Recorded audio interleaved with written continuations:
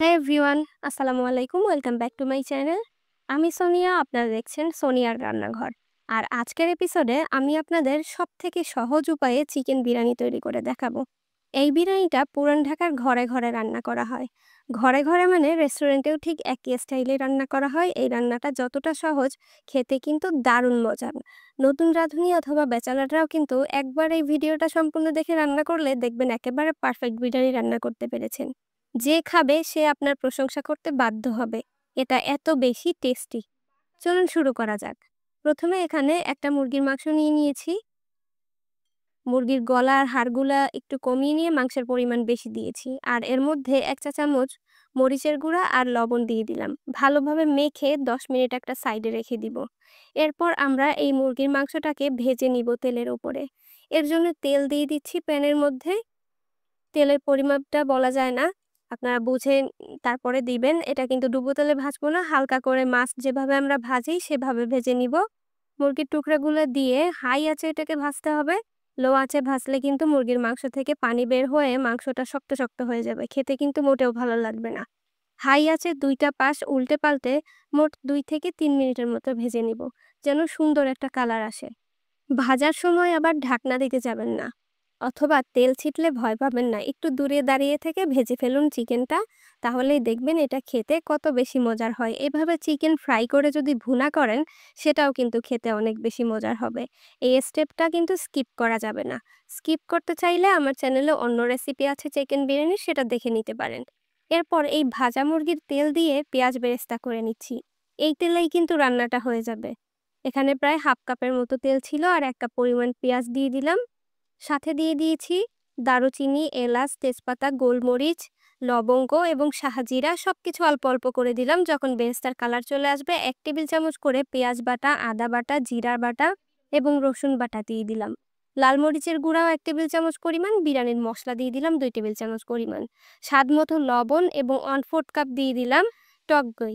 এটাকে ভালোভাবে মিক্স করে নিচ্ছি। আর মসলাটাকে যতক্ষণ না তেল ভেসে উঠবে ততক্ষণ কষিয়ে নিব।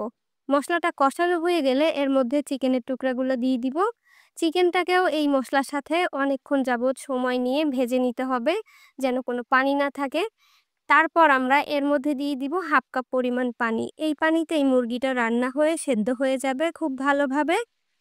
হাফ কাপ পানি দিয়ে ঢাকনা দিয়ে ঢেকে রান্নাটা করবেন, তাহলে দেখবেন মুরগির মাংসটা অনেক বেশি সফট হয়ে যাবে। যেহেতু এটা ব্রয়লার মুরগি, খুব বেশি সময় কিন্তু লাগবে না। এরপর আবারও মুরগিটাকে ভেজে একেবারে ঝোল শুকনা শুকনা করে তেল ভাসিয়ে নিতে হবে উপর থেকে। দেখতে পাচ্ছেন কেমন করে আমি রান্নাটা করছি। এই পর্যায়ে আগে থেকে ধুয়ে রাখা চাল দিয়ে দিলাম ৩ কাপ পরিমাণ। ৩ কাপ পরিমাণ চালে ৬ জন মতো খেতে পারবেন। এরপর এই মাংসের টুকরার সাথে ২ মিনিট এই চালটাকে ভেজে নিব। তারপর এর মধ্যে দিয়ে দিব গরম পানি ৬ কাপ পরিমাণ। যে কাপটা মেপে আপনারা চাল নিবেন, সেম কাপটা মেপে পানিটা দিবেন। এখানে ৭৫০ গ্রাম চাল ছিল। ১৫০০ গ্রাম দিয়ে দিয়েছি পানি। এরপর ১ চা চামচ দিলাম লবণ, আর দিয়ে দিচ্ছি গুঁড়া দুধ, আর দিয়ে দিলাম কাঁচামরিচ। এরপর এটাকে ভালোভাবে মিক্স করে ঢাকনা দিয়ে ঢেকে রান্না করে নিব, যতক্ষণ না পানিটা শুকিয়ে আসে। আর প্রথম পর্যায়ে চুলার আঁচটা বাড়িয়ে দিবেন যেন পানিটা তাড়াতাড়ি বলক চলে আসে। এরপর চুলার আঁচটা একেবারে লোতে করে দিতে হবে। মোটা তলাযুক্ত পাত্র হলে তাওয়া ব্যবহার করতে হবে না। পাতলা তলাযুক্ত পাত্র হলে একটা তাওয়া ব্যবহার করবেন, তাহলে তল থেকে পোড়া লাগবে না। লাস্টের দিকে এভাবে চালগুলো একটু উল্টে পাল্টে দিয়ে মাঝখানের দিকে টেনে দিবেন। তারপর ঢাকনা দিয়ে ঢেকে ১০ মিনিট অপেক্ষা করবেন, একেবারে চুলার লো আঁচে, দমে দিয়ে রাখা যেটাকে বলে।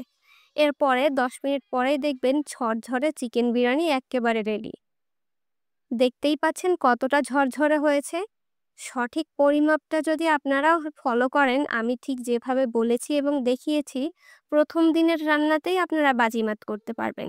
এই চিকেন বিরিয়ানিটা ছিল একদম সহজভাবে তৈরি করা, আর খেতে হয়েছে দুর্দান্ত। একবার যদি কাউকে রান্না করে খাওয়ান, সে আপনার রান্নার ভক্ত হয়ে যাবে। তাই নতুন রাঁধুনিরা শ্বশুরবাড়িতে গিয়ে একবার হলেও ওই বিরিয়ানিটা ট্রাই করবেন। দেখবেন শাশুড়ি মা আপনার ভক্ত হয়ে গেছে, সাথে হাসব্যান্ডও। আমার রেসিপিটি যদি আপনাদের ভালো লেগে থাকে তাহলে অবশ্যই লাইক, কমেন্ট, শেয়ার করে আমার সঙ্গেই থাকবেন। দেখা হবে আরও মজার মজার রেসিপি নিয়ে নেক্সট এপিসোডে। ভালো থাকবেন ততক্ষণ সকলে। আসসালামু আলাইকুম। আর হ্যাঁ, অবশ্যই চ্যানেলটি সাবস্ক্রাইব করতে ভুলবেন না।